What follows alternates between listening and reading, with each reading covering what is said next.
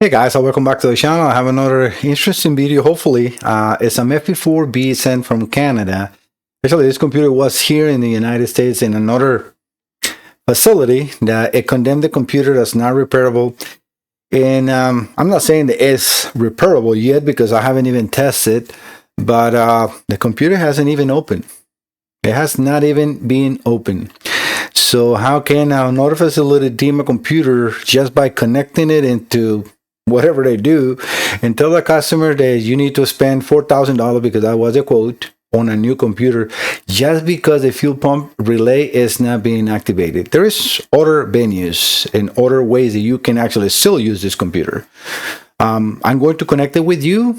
This is Susie Galinas, and hopefully I'm saying this. She's from Quebec, Canada, and she found me through probably Google or YouTube and sent the computer here. I said, yes, I have a lot of success repairing these computers, and I don't know if it's going to be repairable or no, and I explained that to her. I don't lie. I always being very transparent with all the customers. If you're here and you have any computers for repair, instrument cluster, marine or automotive, please send it to MikeSalazarDiagnostic.com. This is my website too, so the same name that you have in this channel, just add the .com and you can find me. Also, if you're here and you haven't subscribed to the channel, I would really encourage you to do that because that helped my small business so much, and I really appreciate if you do that. Every time you subscribe, YouTube promotes my videos more, and that's how you find me. It's also for free, so if you can do so, that would really be appreciated. So thank you so much. All right, so let's do the test. So what I usually do with this computer is I connect it over to my setup in here. I got multiple simulators specifically for automotive and marine. But actually, I can work in anything, even machinery, because I can go up to 48 volts with the system I have. And I have a lot of parts and components, especially for these computers. But yeah, so what we have here, let me move you over to the next capture so you can see better. This is her computer, and she will know when she sees these numbers 9260. I don't know if she did put those or the other facility again. This in here is a simulator load box, so this will be in place instead of injectors or coils for the computer. The one on the back is the actual simulator. That is a very low, a small footprint, but it's a very powerful. Is the Mark 50 from Venezuela. This is a company that I actually very happy with it. I'm very happy with that. It is very ergonomic and very small. I created different harnesses because the way it comes with like these small 15 and 25 connectors. I made this kind of connections that you see here. Those are actually for fuse panels, and I created because you can push the pin inside and it kind of like grabs it, and you can do your harnesses and just plug it in there quickly. I also have, created harness that I can plug and disconnect. But when I have kind of harnesses like this, I'd rather go like that because I can connect my oscilloscope and so to those signals. And this is an oscilloscope. An oscilloscope is a tool almost like a multimeter, but it's a graphing multimeter. Obviously, it's more than that. But just so you understand what it does, it takes the voltage and it will make it in a waveform, so we can analyze and we can see the amplitude of the form, this time of the form, the frequency, any characteristics that I need to see, or if the signal is present, right? So that's very important. So right now I have only 2 channels connected out of the 4. So all this is called a channel. So we got channel A, channel B, channel C, and channel D. So 4 channels. Each one of those is connected to this load box. It has a ground and a signal wire. So I got 2 channels, one in the coil signal and one on the other injector, or one injector, sorry. And that is how I have it here. So I also have information from Susie.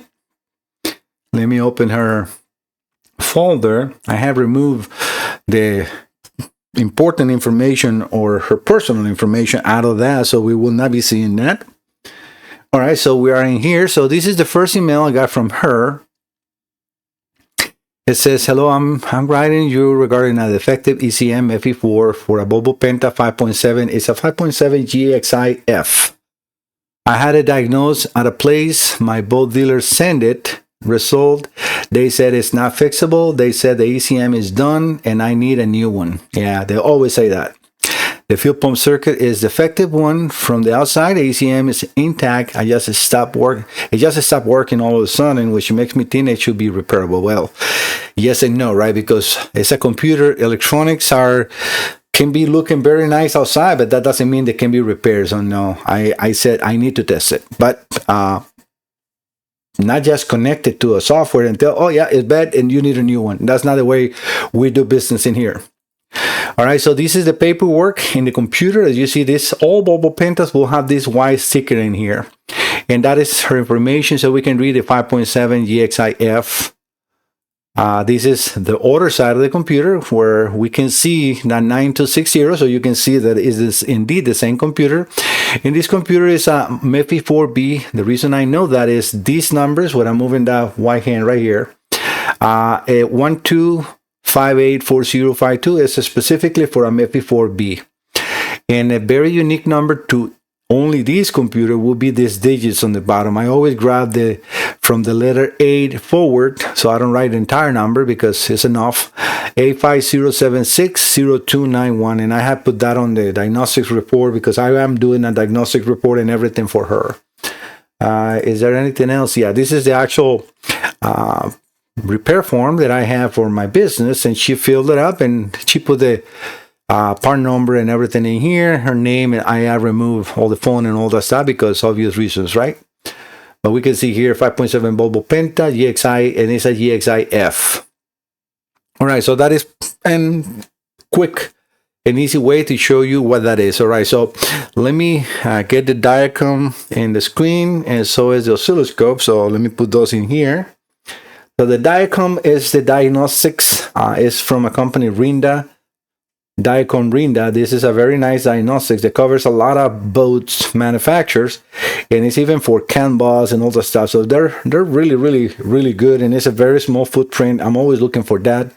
I don't like bigger tools like the one I have behind me. It's a great simulator, but it's just a big box. It's just too big, and I use it as a shelf for other tools that I have in here. So I have utilized the space as good or as best I can.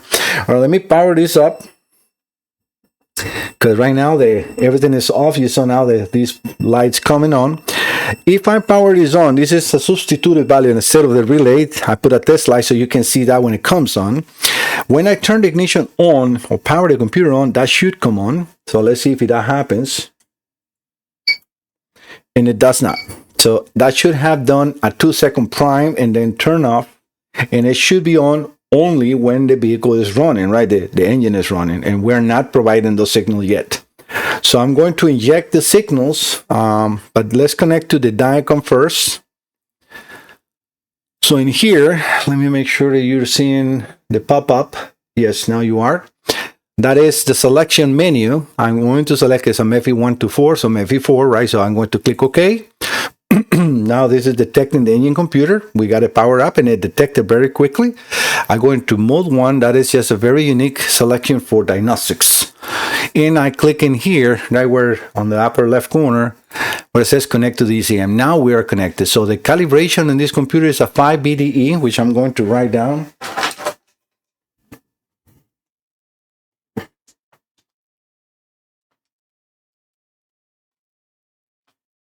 That's the calibration checksum. Very unique to this 5.7 Gxi-F, and that same module, MEFI 4B 1258 4052 is unique to that. If you try to use this calibration with any other part number, it will give you a checksum error because the hardware is not for that software. All right, so let's see if we can run it. So I have already the crankshaft and camshaft sensor signals in here. All right, so it is running. We can see in there, I'm going to raise the idle right now because I'm in 160 something RPM. Let me actually select so you can see that. All right, so you can now see the RPM in there. I'm going to just leave it in there for now. I'm trying to raise it up to at least 700 or 650 quickly. It's a little hard to do with this simulator. It's a digital button, not a knob that you can move, but it's okay.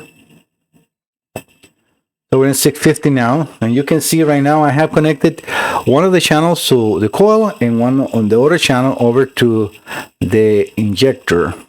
I also added in the bottom of that reading of that window, the readings that we have in there, I'm making a little bigger so you can see I have a minimum and maximum of voltage. That's the amplitude of the waveform, and the other one is the pulse width.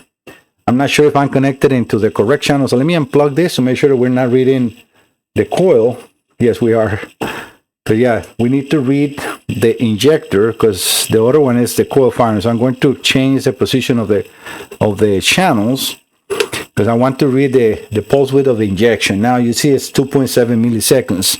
If I go over into diagram, I can put another zoom area over to the injection. Let me just find it first. And let me turn that on.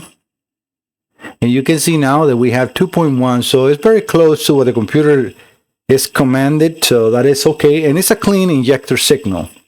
So nothing wrong with that. And I'm doing this test because I want to make sure, is this something that is worth to repair?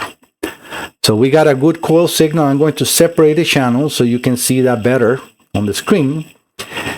And we can see a nice and clean injector signal, 1 per injector activation. That is very good. So I'm going to move the other channel, now that we know that the coil is working good, over to the other injector so we can see the both bank of injectors. And I'm going to put a trigger.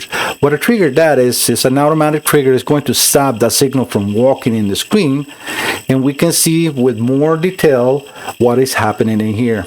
So it's not that it's a stop, it's that little point in there is called trigger. It's stopping the signal every time it's being recorded on the one screen. So it's not the same signal because right now we're actually having 64 waveforms. So I can stop this and go and see 64 screens saved. And that as much as with the speed that I have, that I can record, and I can change the time base and so on. That will give me more waveform, but it's not really important. For what I need is one waveform is fine. But this is live. If I remove the trigger, you will see how that will keep now walking, and that is exactly what is happening. I'm going to put it once again so we can have that stop. But yeah, both injector signals and everything is working good. So this is a very good computer. I will not just throw away a computer like this just because the fuel pump relay is not working. You can manually select let's say, you can rewire. Let me come back here. You can rewire the fuel pump relay to work with the ignition. It's just a signal because the actual load for the fuel pump is not controlled by the computer. All the computer is commanded is the control side of the relay. If you're not too savvy electronic wise, let's say, a relay is a coil that it needs a power and a ground to energize, right? And then when that coil is energized, it makes a magnetic field, and that magnetic field closes a contact. So the contact side is like a switch, right? A relay is a switch. So we'll close, and those are completely isolated. That has nothing to do. So the magnetic field, the one that pulls those two metal tabs, let's say, close together, very strong. And then now on that side, which is the contact side, you have a constant battery power or a ground, depends on what the manufacturer wants to supply through the relay, but most of the times it's a power. So it will come directly from the battery through a fuse, right? And then through the relay over to the fuel pump.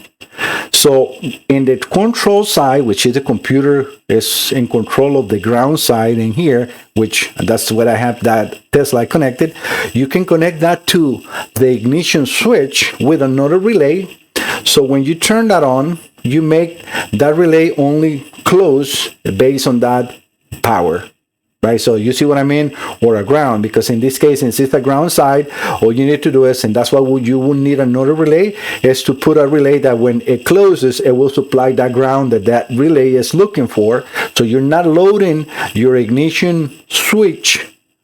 All you're doing is a little bit of a load from the control side of that relay, which is less than, I don't know, 200 milliamps or so, depends on the relay, and then you will be providing the ground that computer was providing before, and it will only be on when the ignition is on.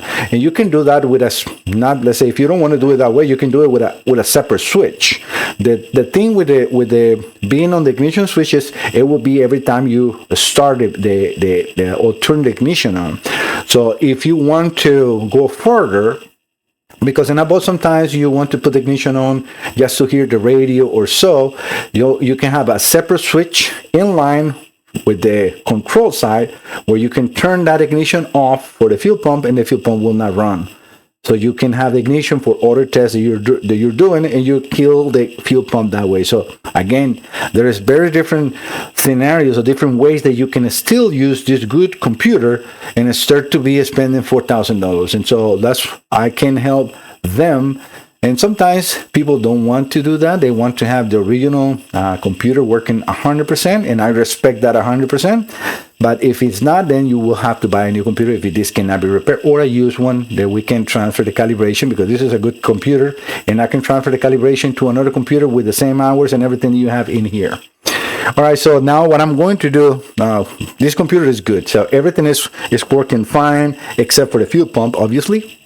But I can see in here, so in the back, let me get something to point.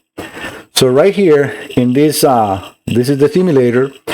I have the green light on when I'm pointing with this black thing, is the sensor ground. This orange light in here is the 5-volt reference, and the lights that you see flickering from green to red or green to orange, I don't know exactly how you will see it on your TV or phone, is the IAC valve, and everything is working. So all the rest of the stuff on this computer is working 100%. So we can go over to the diagram. I'm going to close those two things. We don't need no more. And the only fault that we have is the pump, the fault code for the fuel pump open. So there is no other fault. So this computer is actually working really good. No problems on the injector drivers, nothing else. And this is definitely probably something short into that ground from the computer going over to the relay, and it short out that wire and it damaged the computer. That's the worst scenario. Sometimes it's also a problem internal in the computer, nothing to do with the boat, because they said, as far as I read on the information from Susie, that they connected another computer and it ran good. So that means that most likely, probably, the problem was created by the computer age and nothing else. But so let me open the computer. I'm going to start the video right now, and I'm going to open the computer and see if it can be repaired or not. That will be off of camera. For obvious reasons, I don't share that, because there is a lot of companies trying to copy what I do, and I'm a very small business, so I don't want to be a race. I know the knowledge is not that easy to pick up, but if I share everything I know, I will be removing myself away, and I don't want to do that. So hopefully you understand that part. But I also take the time, and this is where I try to explain how the system works. I can take wire diagrams, and I have multiple videos, and I will add this video over to the MEFI 4 playlist that I have in my channel. So if you have not seen that one and you are here, go over to that playlist, because it's great information, great diagnostics that can help you diagnose problems in your boat. No doubt about it. And wire diagrams are there, connections. I explain how to use the test light to do all those tests. So you will have a lot of information that you can use for your testing in the boat. All right, I'll be right back. All right, guys, great news. It's actually a repair. So I talked to Susie. She approved the repairs, and the computer is done. So this is where exactly I try to explain everybody. Don't follow those facilities that are, I mean, they have a name because they've been doing this for many years. I had talked to even the owner of that company, and I'm not going to keep repeating the name because it's not really worth it. And I told him, you do software, I do hardware. Don't tell the customer that it's not repairable just because you, with your software, cannot repair it. Because that is not fair to tell a person to spend $4,000 just because you cannot fix it with software. Send it to Mike. If Mike cannot repair, then buy me a computer. And I will say that is fair. Now I not even need him because I can do calibrations. I don't have them all, so I still cannot say that you might not need him because I'm slowly grabbing as much as calibrations I can. So if you have computers and they're running good, it might be good to send it to me so I can grab your calibration and save it for the next time that you might need it. Because these computers are hard to get and very expensive, and they know that. But it is fixed, so let's try it. So right now I had everything connected. Let me move you over to this capture, and I'm going to. It's a little dark, right? So let me put some light in here. Let me put the picoscope and the Diacom. Yeah, that one is on, but not here. So let me power on. Oops, maybe I spoke too soon. I didn't see the fuel pump on. Make sure I got everything connected properly. 1 second. All right, guys, I was just user error. I disconnected everything to work in my bench. And when I did that, I plugged the fuel pump into the wrong terminal. But yeah, let me power this off so we can see. Just keep an eye on that test light. Well, you will see it immediately. All right, so now we have a fuel pump prime, which is 100% good. So this makes me feel so happy, you know, because I can help a person not follow, you know, those bad recommendations. I also want to show you here on these computers, you can do a test with Diacom, right?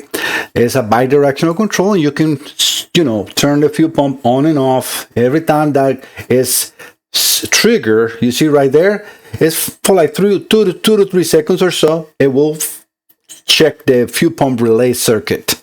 So right now, let's reconnect to the computer. I'm going to go over to the fault codes, and I'm going to erase these fault codes, and it's gone. There is no more fuel pump open. This is 100% repair. Let me run it, right? So you guys are seeing everything. Let's put some RPM in here. Right, gal? We have the fuel pump on. So see, everything is good. So the transparency of my work is, I don't think it's anyone in the world doing what I do. As far as not just repairing computers, because yeah, it might be a lot of guys trying to repair computers, but the transparency of showing you the before and after is a peace of mind. Because you know, now Susie they can connect this to the boat and they know it's going to work 100%. Why? Because they can see it here.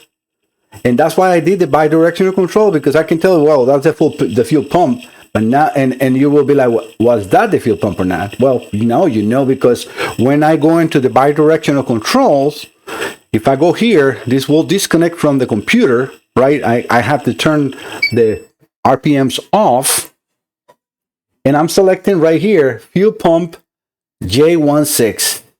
So on and off, on and off. So that is, no doubt about it, the fuel pump output.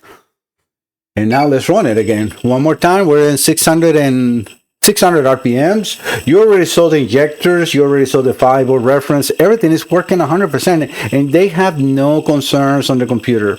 And I can see, because of the damage of this, that is absolutely nothing wrong in the boat. This is actually manufacturer problems.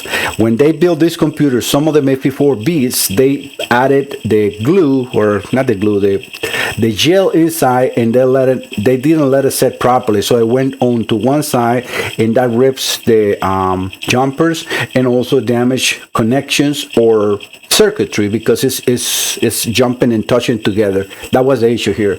But luckily for Susie and for me as well, because I get the repair, it was 100% repairable. This is a computer that's going to last for a very long time.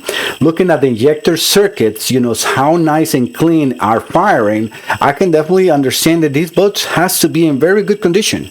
Why? Because I've seen so many of these computers when the injectors are firing, you know, like that red and blue channel that you see, it's like a multi-strike. So instead to just that on and off activation, you see like multiple of those, and sometimes really close and really short. So here and there is okay, because you're not even going to notice that in the boat. But when it happens too much, it's like a rich condition and idle, and you cannot correct that because the problem is already in the computer. And that happens a lot when you don't service your injectors often, especially in boats that sit, like over the entire winter. So I always recommend customers with boats, send your injectors at least every 3 years. If you use it constantly, just add an additive in the fuel, and that will get clean at the same time that you're using your boat. Always use an additive. Like I will always recommend too, to fresh up the fuel, especially if the boat sits for very long period of times. That is very important. So if you do those preventive maintenance and precautions, your boat will last for a very long time and have fun with it. So I'm very happy that I was able to help you. And this proves once again, don't follow those recommendations just by somebody else. Like I said, this computer wasn't even open. That they even took the time. This is like not fair. I try my best always to repair the components. I know how hard. It's well-earned money. Some people don't understand that dollars or any coin that you have is minutes of seconds of your life that you transfer onto that coin. So spending your minutes of life unnecessarily is not fair, especially if I give a recommendation because, I check the computer and I might miss something. Well, I'm a human, I can make mistakes, but I didn't do it on purpose. But if I try always to check for everything and give the right recommendation. But just because, I have a software and I don't want to, recommend nobody else because I say so, and I make you spend $4,000 on something that can be repaired with a fraction of that cost, is definitely not fair. I would even tell, facilities like that, you should not even charge for what you're doing because you're not giving me the entire diagnostics. If you at least tell me the truth, that you will be checking software, and I'm okay with that, and I pay you your diagnostic fee, that's fine. But when you tell me that you're charging me a diagnostic fee and you tell me it's not repairable, and now Mike Salazar can repair it, how can I charge for that? How can that company charge you for diagnostics? Was his diagnostic correct? Obviously, no. And that's where is, if I get somebody that, that I misdiagnosed something because, not because I missed it as a mistake, as an honest mistake, just because I was lazy and I didn't do the test or something like that, oh, I'm sorry, but I will refund the money. And I'm completely transparent of that scenario. I will refund you 100% the money. Why? Because that was negligence of my side. But when lack of knowledge, or let's say not lack of knowledge, a mistake or something that I cannot be reproducing here, I cannot get blamed for that. And I try to spread that many times too. Try to reproduce. These computers are simple, but try to reproduce an Audi, a Mercedes that has 47 computers connected to a vehicle, and just having the engine computer in here is impossible. So please understand that sometimes that without the entire vehicle can lead to mistakes that I'm not doing on purpose. Why? Because signals that comes on the buses or so are not there for me to reproduce. Still not yet. I'm still working on different, and I'm working already on different tools with CAN bus sniffers to try to reproduce as much as I can. And I'm working with something very good that might erase that part, but until now it's not possible. So please understand that. All right, guys, thank you so much for visiting the channel. I hope that you like the content and you see that I go and explain all this because testing wire diagrams is very important. Also taking the time to analyze why this computer was damaged, not just telling the customer, yeah, it's good or it's bad and bye. No, I'm not like that. I take the time to try to analyze and go beyond the service that I'm here to provide, which is just to repair the computer and also to help you find what the problem might be on the boat or in the vehicle, any vehicle that you have. All right, guys, thank you so much. See you next time. Bye-bye.